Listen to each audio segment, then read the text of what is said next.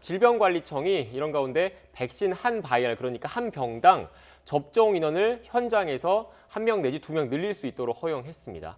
이른바 최소 잔여형 주사기, 그러니까 LDS를 사용하는 건데 현장에서는 실제로 잔여량 접종이 어떻게 이루어지고 있는지, 또 분위기는 어떤지 한번 알아볼까요? 네, 바로 연결해 보겠습니다. 명지병원 백신 접종 TF팀의 김광남 교수 전화로 연결돼 있습니다. 교수님 안녕하십니까? 예, 안녕하세요. 네, 현장에서 지금도 접종 상황을 진두지휘하고 계셔서 전화로 인터뷰를 진행하게 됐습니다.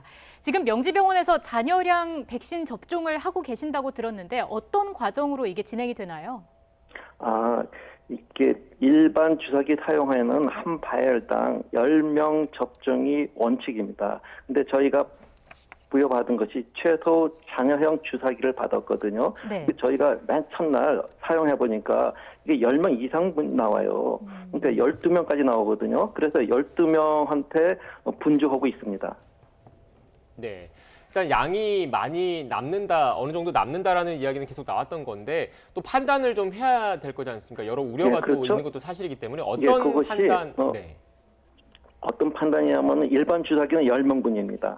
그런데 특수 제작단 최소 잔여형 주사기를 사용하니까 12명 이상이 나와요. 그래서 12명까지 분주해서 주사 놓고 있습니다. 네. 제가 이제 여쭙고 싶었던 건 교수님, 12명 정도 분량까지 나와서 분주를 한다는 건 알고 있는데 이 분주를 추가적으로 더 사람을 접종을 해도 된다, 안 된다 이런 판단을 할 때 근거가 있을 거잖아요. 그렇죠. 근거라는 것이 똑같은 회사, 똑같은 바이알에서 나온 것이 남는 양을 갖고 놔주는 거기 때문에 여기에 대해서는 전혀 해가 없습니다. 네. 그 남은 백신을 접종할 때 접종 대상자는 좀 다른가요? 일단은 저희가 맨 처음에는 의료진한테 주사 맞는 걸로 양이 할당을 받았거든요. 예. 그러니까 10명분을 12명분으로 나누니까 잔여량이 좀 남았죠. 이런 분들을 지금 현재는 병원 근무자들, 그러니까 의료진 이외에 근무자들한테 놔줄 계획입니다. 네.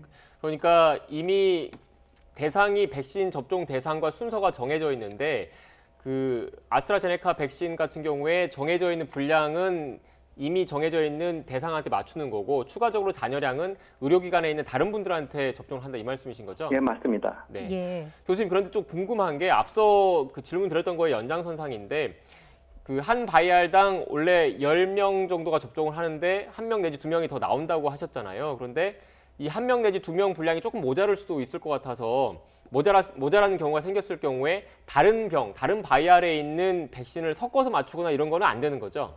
네, 섞으면 절대로 안 됩니다. 네, 그건 아무래도 감염의 우려 때문이겠죠. 감염이 아니고 병이 틀리면 혹시나 다른 반응이라든가 아직 여기 연구가 안 돼 있기 때문에 한 병에서 나온 것만 저희가 인정하고 있습니다. 네, 그러니까 그런 그 추가 감염이나 추가 잔여량에 대한 접종과 관련해서 우려를 할 필요는 없다는 말씀이신 거죠? 한 병에 있는 거 남는 걸 가지고 접종을 하기 때문에. 예, 그렇죠. 똑같은 병에서 나오는 똑같은 양인데 숙련된 간호사가 분주를 했었을 때 예. 1cc가 남으니까 그러면 0.5, 0.5 두 명분에서 나눌 수가 있죠. 그렇게 하고도 보니까 조금 잔여량이 조금 더 남았어요. 근데 13명분은 무리인 것 같고 역시 특수 제작된 그 최소 잔여형 주사기가 많은 도움이 되는 것 같습니다. 네. 예, 말씀해 주신 것처럼 아무래도 이렇게 정확한 용량을 주사기에 넣어야 하는 만큼 숙련된 간호사가 자녀분을 또 접종을 할 수 있을 것 같은데 이런 부분이 현장의 부담감으로 작용하지는 않습니까?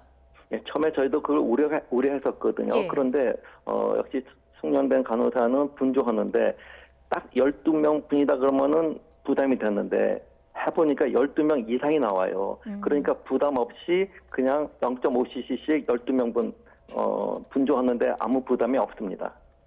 네.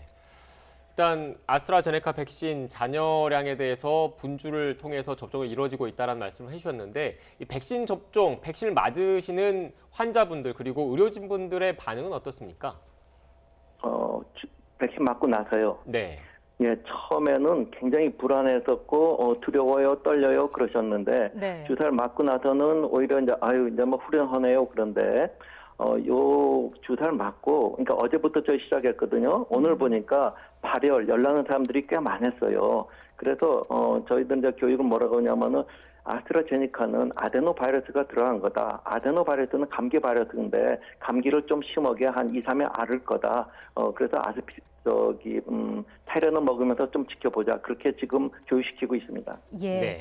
교수님 마지막으로요. 접종 후에 이상 반응에 대한 어떤 집계들이 늘어나면서 백신 접종에 대해서 여전히 불안해하는 국민이 많거든요. 어떤 말씀 해주고 싶으신지 마지막으로 한 말씀 부탁드릴게요. 지금 현재 이 백신은 지금 아스트라제네카는 아데노바이러스 들어가기 때문에 아데노바이러스는 감기 바이러스고 주사 맞으면은 감기와 같은 증상이 있을 수 있습니다. 발열도 날 수 있겠고 근육통도 있을 수 있고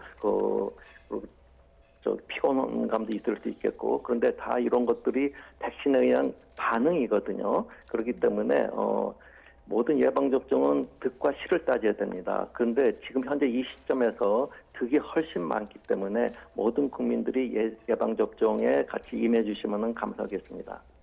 네. 백신 접종과 관련해서 지나친 불안감을 가질 필요가 없고 백신을 꼭 맞으시라는 말씀이셨던 것 같습니다. 지금까지 명지병원 백신 접종 TF팀의 김광남 교수와 함께 이야기 나눴습니다. 교수님 오늘 말씀 고맙습니다.